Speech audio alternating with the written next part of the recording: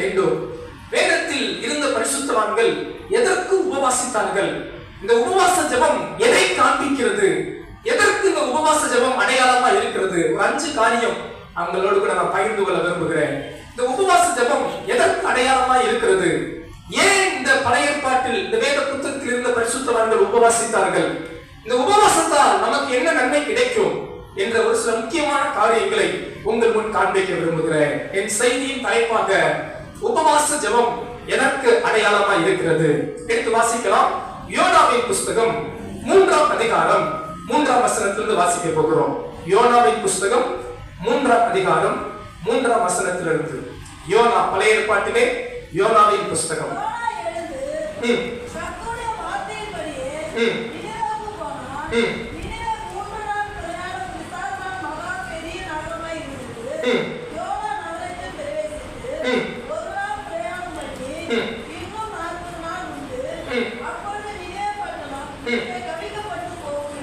அன்றைக்கு யோனா அங்க ஒரு பிரசங்கம் பண்ணுகிறார். இன்னும் 40 நாள் இருக்கிறது, அதற்குள் இந்த நினிவே பட்டணம் கவிழ்க்கப்பட்டு போகும் என்று பிரசங்கம் பண்ணுகிறார். இந்த வார்த்தையை கவனிங்கள். 3ஆம் அதிகாரம் 5ஆம் வசனம். அப்பொழுது நினிவேவில் உள்ள ஜனங்கள் தேவனை விசுவாசித்து உபவாசம் செய்யும்படி கூறினார்கள்.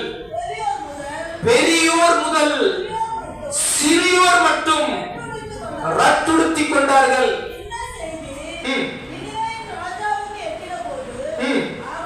அவன் தன் சிங்காசனத்தை விட்டு ராஜாவும் எழுந்து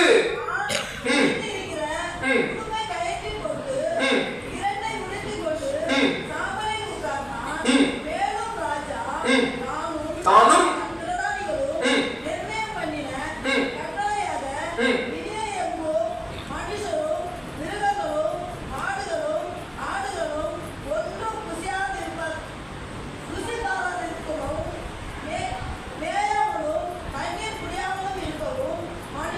மனுஷரும் மிருகங்களும் ரட்டினால் மூடிக்கொண்டு தேவனை நோக்கி உரத்த சத்தமாய் கூப்பிடவும் அவரவர் தம் தம் பொல்லாத வலியையும்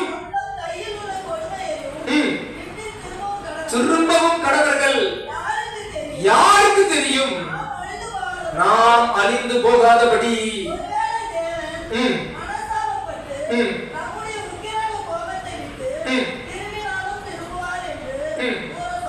போதுமானது. அன்பானவர்களே, முதலாவது இங்கே ஒரு கூட்டத்தார் உபவாசிக்கிறார்கள். இங்கே இந்த உபவாசம் எதற்கு அடையாளமா இருக்கிறது? முதலாவது ஒரு காரியம், உபவாச ஜெபம் மனம் திரும்புதலுக்கு அடையாளமா இருக்கிறது. The fasting prayer is act of repentance. மனம் திரும்புதல். இங்கே யோனா நினிவே பட்டணத்தாருக்கு போய் பிரசங்கம் பண்ணினார். ஆசீர்வாத செய்தி அல்ல, வாக்குத்தத்த செய்தி அல்ல, அழிவின் செய்தியை தீர்க்க தரிசனமாய் சொன்னார். காரணம், இந்த நினிவே பட்டணத்தார் பெரிய பாவம் செய்தார்கள். ஆதலால் அங்கே போய் சொன்னார், 40 நாளில் நினிவே பட்டணமே உங்க பட்டணத்தை கர்த்தர் அழிக்க போகிறார் என்று பிரசங்கம் பண்ணின உடனே இதை கேட்ட ஜனம் ஒவ்வொருவரும், வேதத்தில் வாசிக்கிறோம், பெரியோர் முதற்கொண்டு சிறியோர் முதற்கொண்டு எல்லாரும் உபவாசம் செய்தார்களா. இந்த செய்தி ராஜாவின் காதுக்குள் போனது. ராஜாவும் என்ன பண்ணினான்? தன் வஸ்திரத்தை கலட்டி போட்டு ரட்டுடுத்தி கொண்டு உபவாசம் இருந்தான். தேசத்துக்கே ஒரு சட்டம் போட்டான். இந்த தேசத்தில் இருக்கிற பெரியோர் சிறியோர் மிருகங்கள் முதற்கொண்டு 3 நாள் உபவாசிக்க வேண்டும். அப்படி சொல்லிட்டு அவன் சொல்றான், யாருக்கு தெரியும், ஒருவேளை தேவன் மனஸ்தாபப்பட்டு நம்மை காப்பார். அன்பானவர்களே, அந்த தேசத்திலிருந்த எல்லா ஜனங்களுக்கும் சொன்னார், உங்கள் பொல்லாத வழிகளை விட்டு திரும்புங்கள், உரத்த சத்தமாய் தேவனை நோக்கி கூப்பிடுங்கள், கர்த்தர் உங்களுக்கு இரக்கம் பாராட்டுவார். அல்லேலூயா. அன்பானவர்களே, இந்த உபவாச ஜெபம் முதலாவது எதற்கு அடையாளமா இருக்கிறது என்றால் ஒரு மனம் திரும்புதல். நம்ம வாழ்க்கையில் எவ்வளவு பொல்லாத காரியங்கள் இருக்கும், பொல்லாத பாவங்களை செய்திருக்க கூடும்.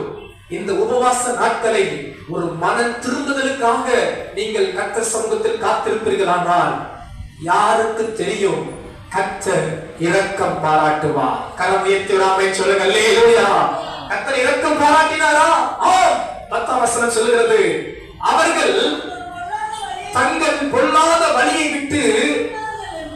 திரும்பினார்கள் என்று நன்றாய் கவனியுங்கள். தேவன் அவர்களுடைய கிரியைகளை பார்த்து தாம் அவர்களுக்கு செய்வேன் என்று சொல்லியிருந்த தீங்கை குறித்து மனஸ்தாபப்பட்டு அதை செய்யாதிருந்தார். ஒரு ஆமென் சொல்லுங்க. அல்லேலூயா. முதலாவது காரியம், உபவாச ஜெபம் எதை வலியுறுத்துகிறது என்றால் மனம் திரும்புதலை வலியுறுத்துகிறது. நினிவே பட்டணத்தார் மனம் திரும்பி உபவாசித்து, ஐயோ தகப்பனே தேவனே பாவம் செய்வோம் என்று தங்கள் பொல்லாத வழிகளை விட்டு திரும்பினார்கள். கர்த்தர் அவர்கள் கிரியைகளை பார்த்து அவர்கள் மேல் வைத்த தீங்கை விட்டு விலக்கினார். இந்த காலகட்டத்தில் அன்பானவர்களே, இந்த நாட்களில் உபவாசம் இருந்து நீங்க உங்க வாழ்க்கையில் இருக்கிற பொல்லாத காரியங்களை விட்டு அகற்றுவீர்கள் என்றால், நான் தாழ்மையா சொல்றேன், உங்க வாழ்க்கையில கர்த்தர் ஒரு பெரிய ஆசீர்வாதத்தை வைத்திருக்கிறார். நாங்க பெரிய பாவியா? இல்லை இல்லை, நான் உங்களை பாவி என்று சொல்லவில்லை. நீங்கள் இயேசுவின் இரத்தத்தால் கழுவப்பட்ட நீதிமான்கள். ஆனாலும் நீங்கள் செய்கிற தேவனுக்கு பிரியமில்லாத சின்ன சின்ன காரியம், சின்ன சின்ன அசுத்தங்கள், சின்ன சின்ன பாவங்கள், சின்ன சின்ன மீறுதல்கள், கீழ்ப்படியாமைகள் உங்கள் மேல் தேவன் கோபாக்கினை உள்ளவராய் இருக்கக்கூடும். உங்கள் மேல் தமது ஆசீர்வாதத்தை தேவன் தூரப்படுத்தி இருக்கக்கூடும். உங்கள் மேல் தேவன் வைத்த திட்டம் விலகி இருக்கக்கூடும். இந்த உபவாச நாட்கள் ஆண்டவரை நோக்கி, ஆண்டவரே நான் உன் பக்கம் திரும்பி வருகிறேன் என்று நீங்கள் மனம் திரும்புவீர்கள். ஆனால் கர்த்தர் உங்க மேல இரக்கம் உள்ளவராய் இருந்து உங்களை ஆசீர்வதிக்க ஆண்டவர் போதுமானவராய் இருக்கிறார். அல்லேலூயா. அப்ப முதலாவது உபவாச ஜெபம் எதற்கு அடையாளமா இருக்கிறது? ஒரு மனம் திரும்புதலுக்கு அடையாளமா இருக்கிறது. எத்தனை பேர் நீங்க ஆமென் சொல்ல முடியும்? எத்தனை பேர் உண்மையா உணர்றீங்க? எத்தனை பாவம் செஞ்சிருக்கிறோம், எத்தனை கீழ்ப்படியாம செஞ்சிருக்கிறோம். நீங்க ஜெபிக்காமல் இருந்தது ஒரு பாவம், நீங்க தேவனை தேடாமல் இருந்தது ஒரு பாவம், நீங்க கர்த்தருடைய வேதத்தை வாசிக்காம இருந்தது ஒரு பெரிய பாவம், நீங்க கர்த்தருடைய வார்த்தைக்கு கீழ்ப்படியாம போனது ஒரு பெரிய பாவம். இந்த உபவாச நாட்கள் ஆண்டவரே நாங்க திருந்துறோம், எங்க மனதில் ஒரு மாற்றத்தை தாருங்க. அறியாத நினிவே பட்டணத்தாருக்காக இறங்கின தேவன் எனக்காக நீர் இறங்க மாட்டீரா என்று ஜெபம் பண்ணுங்கள். கர்த்தர் உங்கள் வாழ்வில் பெரிய ஆசீர்வாதத்தை கொடுக்க போகிறார். விசுவாசிக்கிறவங்க கரங்களை உயர்த்தி ஆமென் சொல்லுங்க. அல்லேலூயா. அப்ப முதலாவது காரியம், உபவாச ஜெபம் எதற்கு அடையாளமா இருக்கிறது? சத்தமா சொல்லுங்க பார்க்கலாம். மனம் திரும்புதலுக்கு அடையாளமா இருக்கிறது. இரண்டாவது காரியம் பாருங்கள், உபவாச ஜெபம் எதற்கு அடையாளமா இருக்கிறது? 1 ராஜாக்கள் 21ஆம் அதிகாரம் 17ஆம் வசனத்திலிருந்து வாசிக்க போகிறோம். 1 ராஜாக்கள் 27ஆம் அதிகாரம் 21ஆம் அதிகாரம். 1 ராஜாக்கள் பழைய ஏற்பாட்டிலே பக்கம் 461. 21ஆம் அதிகாரம் 17ஆம் வசனத்திலிருந்து 17ஆம் வசனம் வாசிங்க.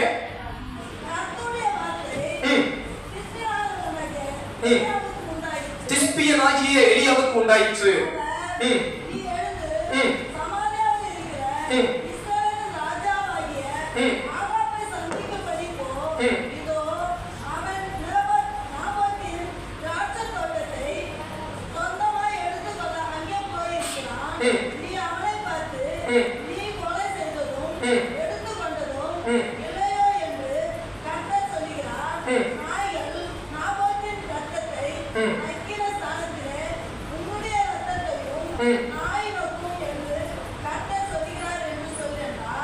கவனியுங்கள், அங்கே ஆகாப் என்கிற ஒரு ராஜா இருக்கிறார். அந்த ராஜா மிக மோசமான ராஜா, கெட்ட ராஜா, திமிர் பிடித்த ராஜா, அவன் பெரிய அகங்காரம் உள்ள ராஜா. ஆனால் அவனுக்கு கர்த்தர் ஒரு தண்டனை கொடுக்க நினைத்தார். எலியா என்கிற தீர்க்கதரிசி அனுப்பி சொன்னார், ஆகாப் ராஜாவே, உன் ரத்தத்தை நாய் நக்கும், நீ செஞ்ச அநியாயத்துக்கு நான் உனக்கு தீர்ப்பு செய்ய போறேன் அப்படின்னு சொல்லிட்டேன். இதை கேட்ட உடனே இந்த ராஜாவும் பயங்கர கோபப்பட்டான். என்ன சொல்றான்? அப்பொழுது ஆகாப் எலியாவை நோக்கி, என் பகைவனே, என்னை கண்டுபிடித்தாயா என்றான். அதற்கு எலியா சொல்றான், அதற்கு அவன், கண்டுபிடித்தேன், கர்த்தரின் பார்வைக்கு பொல்லா பார்வை செய்ய நீ உன்னை வெற்றி போட்டாய். தொடர்ந்து வாசிங்க.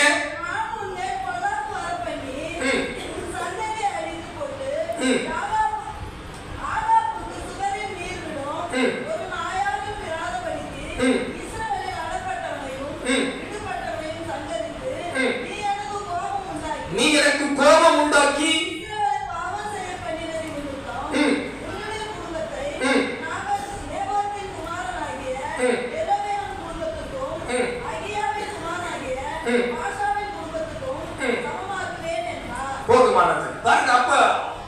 சொல்றார், ஆமா நீ செஞ்ச பாவத்துக்கு கர்த்தர் உனக்கு ஒரு தண்டனை கொடுக்க போகிறார், உன்னை கர்த்தர் அழிக்க போகிறார், உன் சந்ததியில சுவர்ல நீர் விடக்கூடிய நாய் கூட இருக்காது, எல்லாத்தையும் அழிக்க போறேன் அப்படின்னு சொன்ன உடனே ஆகாப் ராஜா பயந்துட்டான். பயந்துட்டு என்ன பண்றான்னா 27ஆம் வசனத்தை பாருங்க. ஆகாப் இந்த வார்த்தைகளை கேட்ட பொழுது தன் வஸ்திரங்களை கிழித்து தன் சரீரத்தின் மேல் ரெட்டை போட்டுக் கொண்டு உபவாசம் பண்ணி ரெட்டிலே படுத்து தாழ்மையாய் நடந்து கொண்டான். நன்றாய் கவனிங்க அன்பானவர்களே, ஆகாப் ராஜா ரொம்ப மோசமான ராஜா, திமிரு பிடித்த ராஜா, கெட்ட ராஜா, பயங்கரமா கோபமுள்ள ஒரு ராஜா. கர்த்தர் அவனை சந்தித்தவுடன் அவனுக்குள்ள ஒரு மாற்றம் வந்து என்ன பண்றானா, அவன் உபவாசம் பண்ணி தாழ்மையாய் நடந்து கொண்டான். நன்றாய் கவனியுங்கள் அன்பானவர்களே, உபவாசம் முதலில் பார்த்தோம், அது ஒரு மனம் திரும்புதலுக்கு அடையாளம். இரண்டாவது, உபவாசம் ஒரு தாழ்மைக்கு அடையாளம்.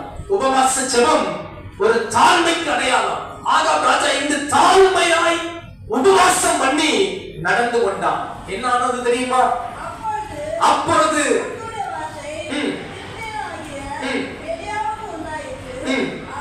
அவர் நன்றாய் கவனிங்கள், தீர்க்கதரிசி அதே தீர்க்கதரிசியை சொல்றார் ஆண்டவர், ஆகாப் எனக்கு முன்பாக தன்னை தாழ்த்தினதை கண்டாயா?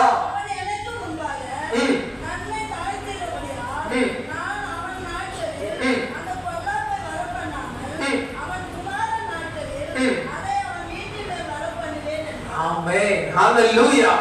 இந்த ஆகாப் ராஜா பாவம் செய்தவன், கொடுமை செய்தவன், தீங்கு செய்தவன், ஆனாலும் உபவாசித்து தன்னை தாழ்த்தினபடியால் எந்த தீர்க்கதரிசி அனுப்பி அவனை அழிப்பேன் என்று சொன்னாரோ அதே தீர்க்கதரிசி சொல்லுகிறார், அவன் எனக்கு தாழ்த்தினான், எனக்கு முன்பாக ஆகாப் தன்னை தாழ்த்தினபடியால் இந்த தீங்கை நான் அவன் நாட்களில் வர பண்ண மாட்டேன். சொல்லுங்க அல்லேலூயா.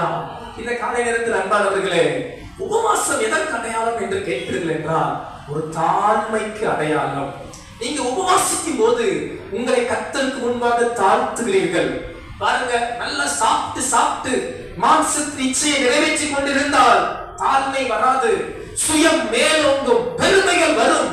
ஆனால் நமக்கு இந்த உடலை ஒடுக்கி தேவனுக்கு முன்பாக தாழ்த்தும் போது கர்த்தருடைய ஆசீர்வாதம் உங்கள் மேல் வரும். கரமுயர்த்தியோராமே சொல்லுங்க அல்லேலூயா. அப்ப உபவாச ஜெபம் தாழ்மைக்கு அடையாளமா இருக்கிறது. வேதத்தில் பார்க்கிறோம், தாழ்மை உள்ளவனுக்கோ கர்த்தர் கிருபை அளிக்கிறார். நீங்க கர்த்தருக்கு முன்பாக உங்களை தாழ்த்தும் போது, உபவாசித்து தாழ்த்தும் போது உங்கள் மேலும் கர்த்தர் தமது கிருபையை அளிப்பார். உங்கள் மேலும் கர்த்தர் தமது ஆசீர்வாதத்தை அளிப்பார். உங்கள் மேலும் தேவன் தமது நிறைவான நன்மையை கொடுப்பார். நீங்கள் உங்களை கர்த்தருக்கு முன்பாக தாழ்த்துங்கள், கர்த்தர் உங்களை நிச்சயம் உயர்த்த போகிறார். கரம் உயர்த்தி ஆமென் சொல்லலாமா? ஆமென், அல்லேலூயா. அப்ப இரண்டாவது காரியம், உபவாசம் எதற்கு அடையாளம்? தாழ்மைக்கு அடையாளமா இருக்கிறது. மூன்றாவது காரியம் பாருங்கள், உபவாசம் எதற்கு அடையாளம்? தானியேல் புஸ்தகம் 9ஆம் அதிகாரம் 3வது வசனத்தை பாருங்கள். தானியேல் புஸ்தகம் 9ஆம் அதிகாரம் 3வது வசனம். நான் உபவாசம் பண்ணி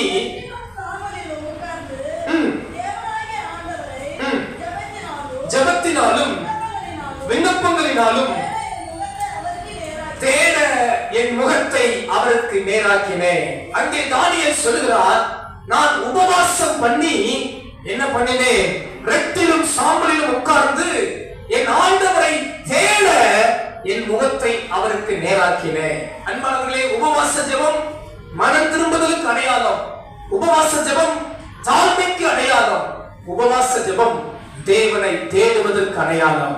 இவர் உபவாசம் பண்ணி தேவனை தேட தமது முகத்தை நேராக்கினார். நீங்கள் உபவாசிக்கும் போது கர்த்தரை தேடுகிறீர்கள், கர்த்தரை நோக்கி பார்க்கிறீர்கள். இவர் உபவாசம் பண்ணின போது தேவனை தேடும்படி தன்னை அர்ப்பணித்தாராம். அப்படி தேடின அவருக்கு ஆண்டவர் செவி கொடுத்தார், பதில் கொடுத்தார். இதே அதிகாரத்தில் பார்ப்பீர்கள் என்றால் ஆண்டவர் அவருடைய சத்தத்தை கேட்டார். 21ஆம் வசனத்தில் வாசிக்கிறோம். 9ஆம் அதிகாரம் 21ஆம் வசனம்.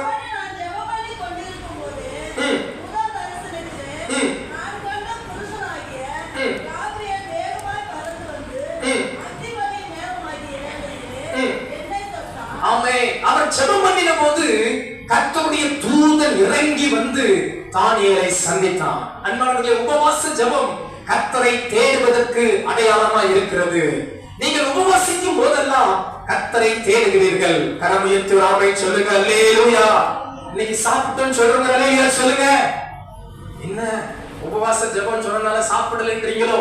சரி, இன்னைக்கு நான் சாப்பிடல பாஸ்டர், உபவாசம் சொல்றேன் அல்லேலூயா சொல்லுங்க பார்க்கலாம். பரவாயில்ல, கர்த்தர் உங்களை ஆசீர்வதிக்க போகிறார். இந்த உபவாசம் எதற்கு அடையாளம்? தேவனை தேடுவதற்கு அடையாளம். நீங்க உபவாசித்து வந்தபடியால் கர்த்தர் உங்க ஜெபத்துக்கு பதில் கொடுக்க போகிறார். தானியேல் வேண்டிக் கொண்ட போதே பதில் இறங்கி வந்தது. நீங்களும் வேண்டிக் கொள்ளுகிற போது பதில் உங்களுக்காக இறங்கி வரும். விசுவாசிக்கிறவங்க கரங்களை தட்டி நல்ல ஆண்டவரை ஸ்தோத்திரம் பண்ணுவோம். நல்ல சர்வ கரங்களை தட்டி உரத்த சத்தமா இயேசுவின் நாமத்துல நமது ஜெபங்கள் எல்லா ஜெபத்துக்கும் பதில் வரும். உபவாசம் தேவனை தேடுவதற்கு ஒரு அடையாளம். நான்காவது காரியம் பாருங்கள். எஸ்ராவின் புஸ்தகம் 8ஆம் அதிகாரம் 21ஆம் வசனம். எஸ்ராவின் புஸ்தகம் 8ஆம் அதிகாரம் 21ஆம் வசனம்.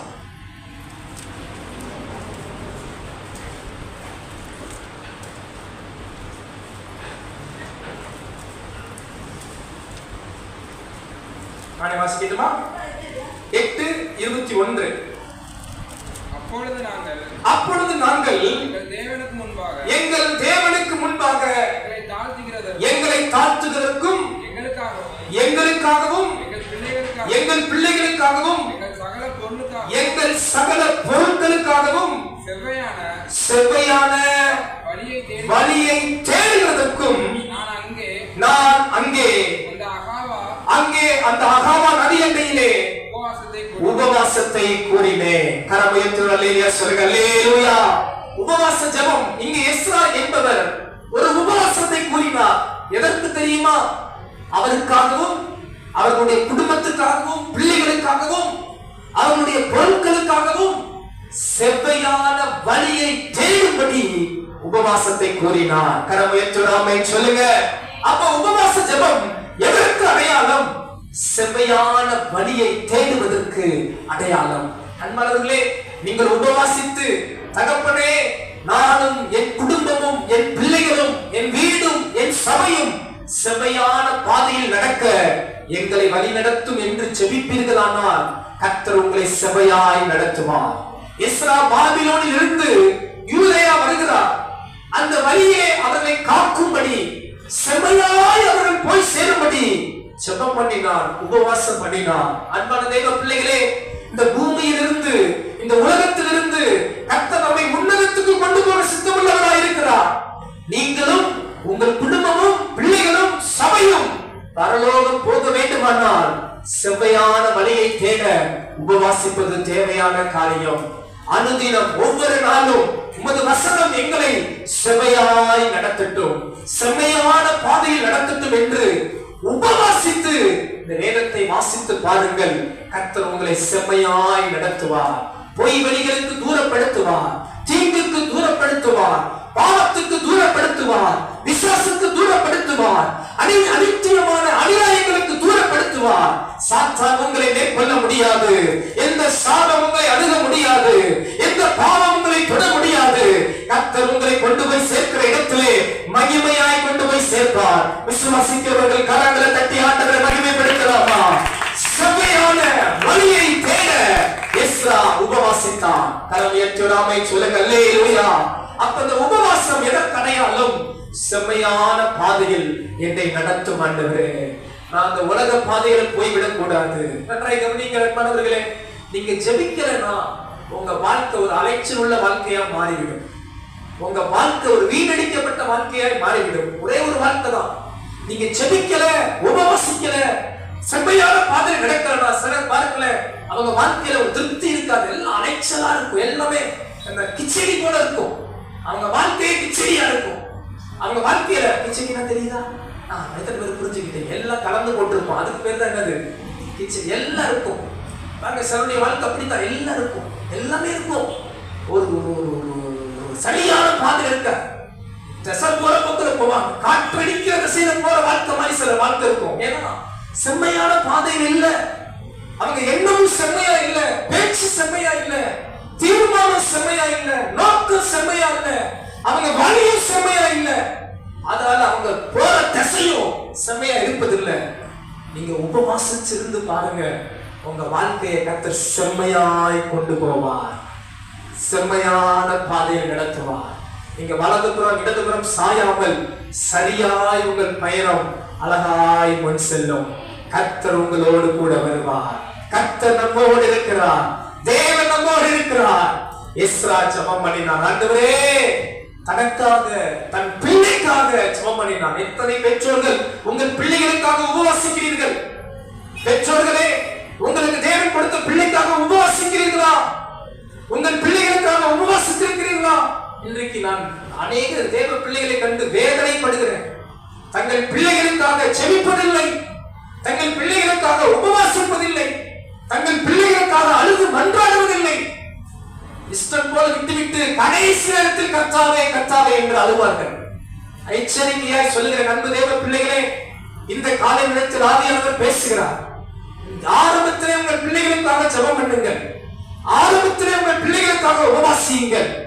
ஆரம்பத்திலே உங்கள் பிள்ளைகளை சத்தியத்தில் நடத்துங்கள். இஷ்டம் போல விட்டுவிடாதீர்கள்.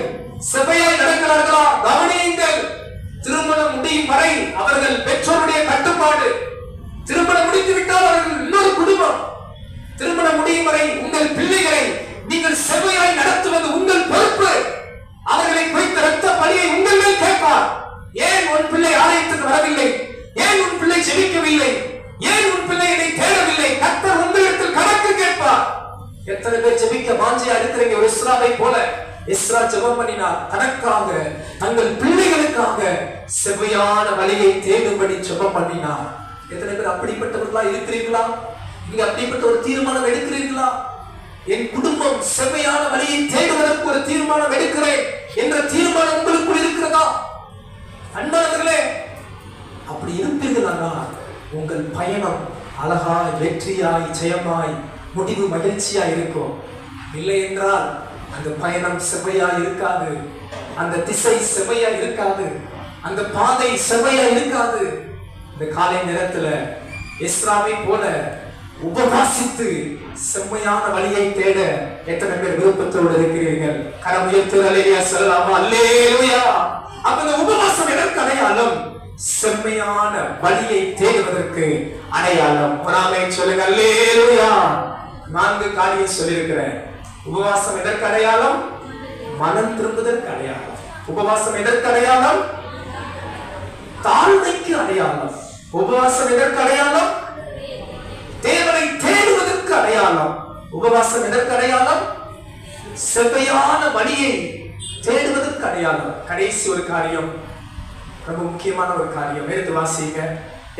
எஸ்தர் புஸ்தகம் 8ஆம் அதிகாரம் 21ஆம் வசனம். எஸ்தர் 8ஆம் அதிகாரம் 21ஆம் வசனம். சீக்கிரமா முடிச்சிடலாம். எஸ்தர் 8:21. எஸ்தர் 8:21 ஒரு நிமிஷம் நான் வசனத்தை காமிக்கிறேன். எஸ்தர் புஸ்தகம்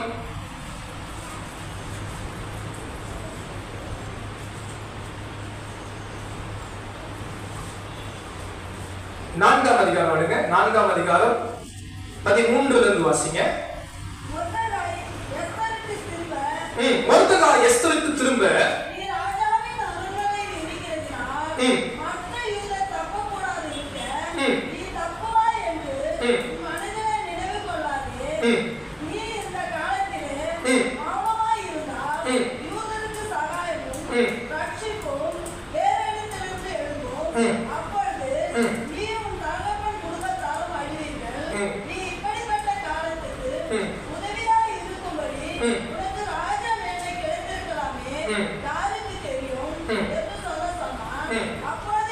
அப்பொழுது எஸ்தர் மொர்தெகாய்க்கு மறுபடியும் சொல்ல சொன்னது,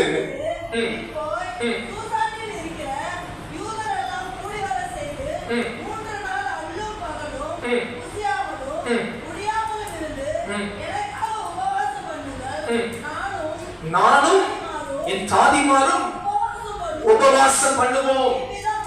இவ்விதமாய் சட்டத்தை மீறி ராஜாவினிடத்தில் பிரவேசிப்பேன், நான் செத்தாலும் சாகிறேன் என்று சொல்ல சொன்னார். ஒரு ஆமென் சொல்லுவோமா? ஆமென் அல்லேலூயா. இந்த இடத்துல எஸ்தர் ராஜாத்தி ஒரு உபவாசத்தை தீர்மானிக்கிறார். எதற்கு தெரியுமா? இங்க எதற்கு ஒரு அடையாளமா இருக்கிறது தெரியுமா? இந்த உபவாச ஜெபம் ஒரு தீவிரமான ஜெபத்தின் அடையாளம். இது ஒரு தீவிரமான ஜெபம். ஏன்? மொத்த யூத குலமும் சாக போகிறார்கள். இந்த யூத குலத்தின் சாவை யார் தடுக்க முடியும்? ராஜாவின் சட்டம் தான் முடியும். அப்படியான என்ன செய்வது? இந்த ராஜாவை போய் சந்திப்பது லேசான காரியம் அல்ல. ராஜா அழைக்காமல் போக முடியாது. போனாலும் நாம் கேட்டால் அவர் கொடுக்க வேண்டும். இதையெல்லாம் நடக்க வேண்டுமானால் இந்த ராஜாவுக்கு மேல பரலோக ராஜா ஒரு திட்டம் வைக்கணும். அப்ப ஒரே வழி உபவாசம் மட்டும்தான். அதனால் எஸ்தர் தீர்மானிக்கிறார், 3 நாள் உபவாசம். நானும் என் தாதிமாரும் உபவாசம் இருப்போம். செத்தாலும் சாகுறோம். இந்த பிரச்சனைக்கு ஆண்டவர் தான் ஒரு தீர்வு கொடுக்கணும். கரம் உயர்த்தி ஒரு ஆமென் சொல்லுங்க. அல்லேலூயா. அன்பார்ந்த காலை நேரத்துல சில பிரச்சனையை உங்களுக்கு யாருமே தீர்க்க முடியலையா? சில போராட்டத்தை உங்க வாழ்க்கையில யாருமே மாற்ற முடியலையா? ராஜா கூட மாற்ற முடியலையா? ஒரே வழி, பரலோக ராஜாவை பிடிக்கிறத விட்டு வேற வழி இல்லை.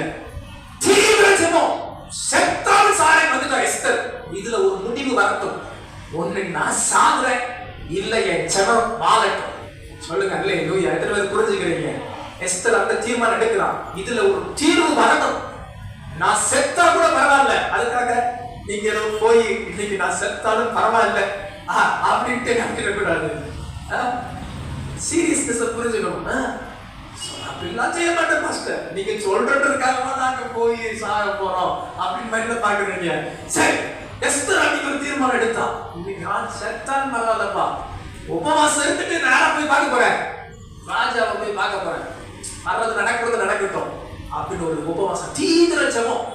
இந்த பிரச்சனைக்கு ஒரு தீர்வு வரணும், என் ஜனம் காக்கப்படணும், இந்த பிரச்சனை மாறணும். ஒரு தீவிரத்துக்கு ஒரு ஜெபம் பண்ணினா, ஒரு உபவாசம் பண்றோம். அந்த ஜெபத்தின் விளைவு பின்னாட்கள் எஸ்தர் புஸ்தகத்தை வாசித்து பாருங்க, காரியம் மாறுதலாய் முடிந்தது. கரவியத்துடாமை சொல்லுங்க. அல்லேலூயா.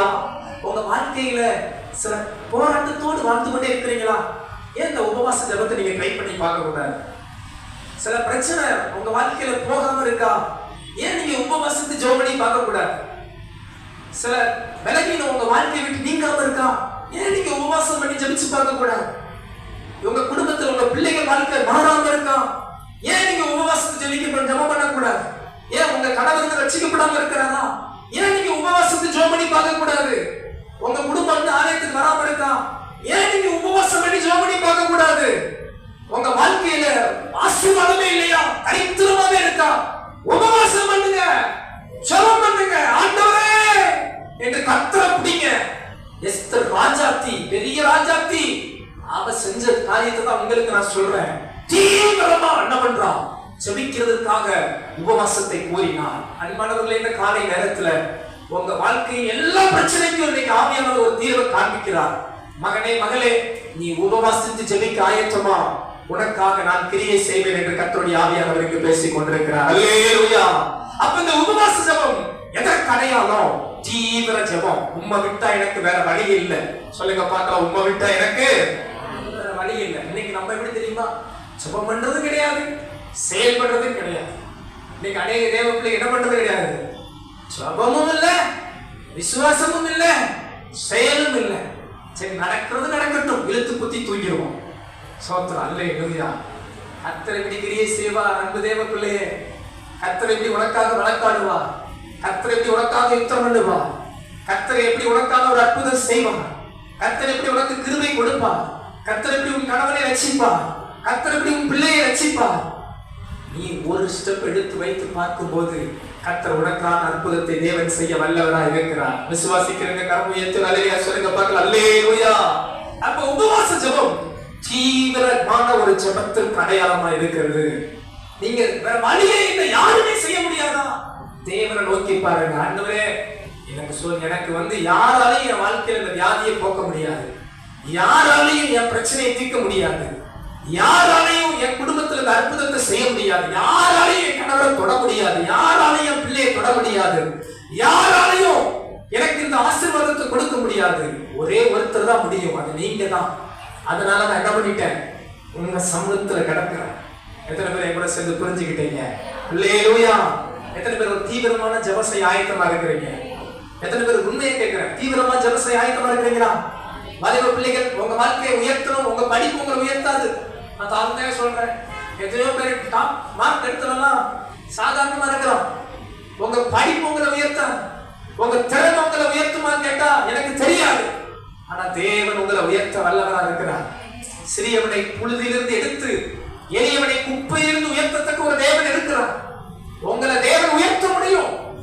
எத்தனையோ பேர்கிட்ட பேசியிருக்கிறேன், எத்தனையோ படித்தவர்கள், பட்டம் பெற்றவர்கள், பணபலம் உடையவர்கள் வேதனைப்பட்டு உடைந்ததை என் கண்கூடா பார்த்திருக்கிறேன். அன்பானவர்களே, தேவன் உங்களை உயர்த்தாவிட்டால் ஒருவரும் உங்களை உயர்த்த முடியாது. தேவன் உங்களை ஆசீர்வதிக்காவிட்டால் ஒருவரும் உங்களை ஆசீர்வதிக்க முடியாது. இன்றைக்கு அழைப்பின் சத்தத்துக்கு செவி கொடுப்பீர்கள் ஆனால் கர்த்தர் நிச்சயமாகவே உங்களை ஆசீர்வதிக்க போகிறார். அல்லேலூயா. எஸ்தர் ராஜாத்தியின் ஜெபம், உபவாச ஜெபம், ஒரு தீவிரமான ஒரு அற்புதத்துக்காக அவர் ஜெபம் பண்ணினார். நீங்களும் அவன் ஒரு தீவிரமான காரியத்துக்கு ஜெபிக்க ஆயத்தமா? ஜெபிச்சு பாருங்க, கர்த்தர் ஒரு அதிசயத்தை செய்வார். கரம் உயர்த்துறல்லையா சொல்லலாம். அல்லேலூயா. நம்ம சபையில 40 நாட்கள் தொடர்ந்து உபவாச ஜெபம் வைக்க போறோம். இந்த 40 நாள் ஜெபம் பகல்லையோ சாயந்தரமோ நான் வைக்கல, காலையில மட்டும்தான் நம்ம ஜெபம் வைக்கிறோம். நீங்க ஜெபிக்கணும் தனியா. ஒரு 2 மணி நேரம், 3 மணி நேரம், குறைஞ்சது 2 மணி நேரம். உபவாசிக்கிறவங்க குறைஞ்சது மாஸ்டர் 2 மணி நேரம் எப்படி ஜெபிக்க? 1 மணி நேரம் பைபிள் வாசிக்க, 1 மணி நேரம் ஜெபம் பண்ணுங்க. அப்படி 2 மணி நேரமாவது, அதிகபட்சம் 3 மணி நேரமாவது நீங்க ஜெபிக்கணும். பட்டினி இருக்க கூடாது, ஃபாஸ்டிங் இருக்கணும். சிலர் பட்டினி இருப்பாங்க, 40 நாள் சாப்பிடாம தானே இருந்துருவோம். அவங்க என்ன பண்ணுவாங்க? பட்டினி இருப்பாங்க, ஜெபிக்காம. நல்லா சோத்திரம், இன்னைக்கு ஃபாஸ்டிங் சொல்லிட்டு நல்லா வீட்டு வேலையெல்லாம் பார்த்துட்டு நல்லா எல்லாம் சமைச்சிட்டு வச்சிட்டு, அப்பா சமைச்சு முடிச்சாச்சு, மணி 12 ஆச்சு, சாப்பிட்டுருவோம் அப்படின்னு சாப்பிட்டா அதுக்கு பேர் பட்டினி, ஃபாஸ்டிங் கிடையாது. சிலர் அவங்க வேலையில நடக்கும். இந்த வேலையெல்லாம் ஓரம் கட்டிட்டு உபவாசம்னா ஒரு 2 மணி நேரம், 1 மணி நேரம் ஜபம், 1 மணி நேரம் வேத வாசி, குறைஞ்சது. இப்படி இந்த 40 நாளுக்கு ஒரு வைராக்கி எடுத்து பாருங்க, கர்த்தர் உங்க வாழ்க்கையில பெரிய காரியங்களை செய்வார். அல்லேலூயா. நேரத்தை ஒதுக்குங்க. வேலை பார்க்கிறவங்க உங்க வேலை முடிச்சுட்டு நைட் நேரங்கள் இல்ல ஏர்லி மார்னிங் நேரங்கள், இது போல நேரத்தை முதல்ல ஒதுக்குங்க. எங்க ஜெபிக்க போறீங்க ஒரு இடத்தை ஒதுக்குங்க. சில ஜெப குறிப்பு எழுதி வச்சுக்கோங்க. இந்த உபவாச ஜெபங்களுக்கு நீங்க ஜெபிக்க போகிற சில ஜெப குறிப்பு எழுதி வச்சுட்டு இந்த உபவாச நாட்கள்ல ஜெபத்துல செலவு பண்ணி பாருங்க, கர்த்தர் உங்க வாழ்க்கையை ஆசீர்வதிக்க போகிறார். கரவையத்துறலையா சொல்லுங்க அல்லேலூயா. இவ்வகை பிசாசு ஜெபத்தினாலும் உபவாசத்தினாலும் அன்றி வேற எவ்வித விதத்திலும் புறப்பட்டு போகாது. இந்த வகை உங்க பிரச்சனை மாறணுமா? ஜெபமும் உபவாசம் தான் ஒரே வழி. உபவாசத்துக்கு சில அடையாளங்களை உங்கள் முன் வைத்தேன். முதல் காரியம் உபவாசம் ஒரு மனம் திரும்புதலுக்கு அடையாளம். சில பாவங்கள் உங்க வாழ்க்கையில் இருக்கா? இந்த உபவாச நாட்கள்ல மனம் திரும்புங்க. உபவாசம் தாழ்மைக்கு அடையாளம். பெருமையா வாழாதீங்க, எல்லாம் எனக்கு இருக்கு, யார் எனக்கு என்ன சொல்லணும் வேண்டாம். தாழ்த்துங்க தேவ சமூகத்துல, கர்த்தர் உங்களை உயர்த்துவார். உபவாச ஜெபம் எதற்கு அடையாளம்? கர்த்தரை தேடுவதற்கு அடையாளம். தேவனை தேடுங்க. ஆண்டவரே ஒரு வார்த்தை பேசுங்க, தேடுங்க. ஒரு தொடுதலை தொடுங்க, தேடுங்க. கர்த்தர் உங்களை நிச்சயம் தொடுவார். உங்களுக்கான ஒரு தூதன் புறப்பட்டு வருவான். உபவாச ஜெபம் செவ்வையான வழியை தேடுவதற்கு அடையாளம். என்னை செவ்வையா நடத்துங்க ஆண்டவரே அப்படி என்று கர்த்தரை தேடுங்க. கடைசி ஒரு காரியம் உபவாச ஜெபம் ஒரு தீவிர ஜெபம், ஒரு குறிக்கோளோட ஒரு ஜெபம், ஒரு லக்கோட ஒரு ஜெபம். அதை வைத்து நீங்கள் தேடி பாருங்கள், கர்த்தர் நிச்சயமாய் உங்கள் ஜெபத்துக்கு பதில் தரப்போகிறார். அப்படி எல்லாரும் கண்களை மூடுவோமா? எத்தனை பேர் ஜெபிக்க வாஞ்சையா இருக்கிறீங்க? இந்த நாட்கள்ல நான் உபவாசிப்பேன், இந்த நாட்கள்ல நான் ஜெபிப்பேன், இந்த நாட்கள்ல நான் தேவனை தேடுவேன் அப்படின்னு சொல்றவங்க எல்லாரும் கண்களை மூடி, ஆண்டவரே எனக்கு அந்த கிருபையை தாரும், நான் உங்களுக்காக ஜெபிக்க போகிறேன், நான் இனிமேல் நான் உபவாசத்துக்கு ஜெபிப்பேன் அப்படி சொல்றவங்க எல்லாம் கையை உயர்த்துங்க. நான் உங்களுக்காக ஜெபிக்க போகிறேன். கர்த்தர் உங்களுக்கு ஒரு பலனை கொடுப்பார். இந்த 40 நாள் ஒருவேளை உங்களுக்கு சரீர விளைவு இருக்கலாம். வாரத்துல ஒரு நாளாவது யாராவது உபவாசத்துக்கு தீர்மானம் பண்ணுங்க. வாரத்துல ஒரு நேரமாவது நான் உபவாசத்துக்கு ஜெபம் பண்ணவே ஒரு தீர்மானம் பண்ணுங்க. விசேஷித்தமான உபவாச நாளை நியமித்து நான் உபவாசிப்பை தீர்மானம் பண்ணுங்க. நீங்க உபவாசித்தா அது உங்க வாழ்க்கையை ஆசீர்வதிக்கும். ஒரு நிமிஷம் நல்ல சத்தத்தை உயர்த்தி ஸ்தோத்திரம் பண்ணுங்க. நல்ல சத்தத்தை உயர்த்தி பின்னாடி இருக்கிற வாலிப தம்பிகள்லாம் நீங்க உபவாசம் கண்டிப்பா இருங்க. வாலிப பிள்ளைகள் எல்லாம் உபவாசம் இருங்க. பாருங்க, அன்னைக்கு நினிவே பட்டணத்தார் சிறியோர் பெரியோர் முதல் கொண்டு உபவாசம் இருந்தாங்க. ஏன் நம்மால் முடியாது? நல்லா கேளுங்க, இயேசுவே கேளுங்க. நல்ல சத்தத்தை உயர்த்தி நான் உபவாசித்து ஜெபிப்பேன் சொல்றவங்கலாம் நல்ல கரையை உயர்த்தி, ஆண்டவரே நான் உபவாசித்து ஜெபிக்க ஒரு தீர்மானம் எடுக்கிறேன்ப்பா. ஓ ஹல்லேலூயா. நல்லா கேட்போம். இயேசுவின் நாமத்துல நீங்க தீர்மானம் எடுக்கிற தீர்மானத்தை கர்த்தர் பார்ப்பார். உங்க மேல இறங்குவார், உங்க மேல கிருபையா இருப்பார், உங்களை உயர்த்துவார், உங்களோடு பேசுவார், உங்களுக்கு செவையான பாதையை காண்பிப்பார், உங்க வாழ்க்கையில அற்புதத்தை செய்வாராக. கரம் ஏற்றிருக்கிற ஒவ்வொரு பிள்ளைகளுக்காக ஜெபிக்கிறேன். கர்த்தர் உங்க ஒவ்வொரு மேல கிருபையை கொடுப்பார், நல்ல பலனை கொடுக்க போகிறார், ஒரு விசேஷத்தை பதில கொடுக்க போகிறார், ஒரு விசேஷத்தை அற்புதத்தை செய்ய போகிறார். நல்ல கரங்களை தட்டி ஆவியில நிரம்பி ஆண்டவரை மகிமைப்படுத்துவோமாக. ஹல்லேலூயா, ஹல்லேலூயா. நல்ல கையத்தோட இயேசுவின் நாமத்துல இந்த காலை நேரத்துல நான் ஜெபிக்க உபவாசிக்க ஒரு தீர்மானம் எடுக்கிறேன். உங்க நாம மகிமைப்படட்டும் ஆண்டவரே, உங்க நாம மகிமைப்படட்டும் ஆண்டவரே. உங்க வார்த்தைக்கு அர்ப்பணிக்கிறேன் ஐயா. ஆண்டவர், இந்த வார்த்தையை கேட்ட பிள்ளைகள் எல்லாரும் ஜெபத்துல உபவாசத்துல வளரட்டும். உங்க நாம மாத்திரம் மகிமைப்படட்டும். எல்லா துதி கன மகிமை ஸ்தோத்திரங்களை உமக்கே செலுத்துகிறோம். இயேசுவின் நாமத்தில் ஜெபிக்கிறோம். எங்கள் ஜெபம் கேளும் ஜீவனுள்ள நல்ல பிதாவே. ஆமென், ஆமென். கரங்களை தட்டி சொல்லலாம். அல்லேலூயா, அல்லேலூயா. பக்கத்துல உங்க பார் சொல்லுங்க.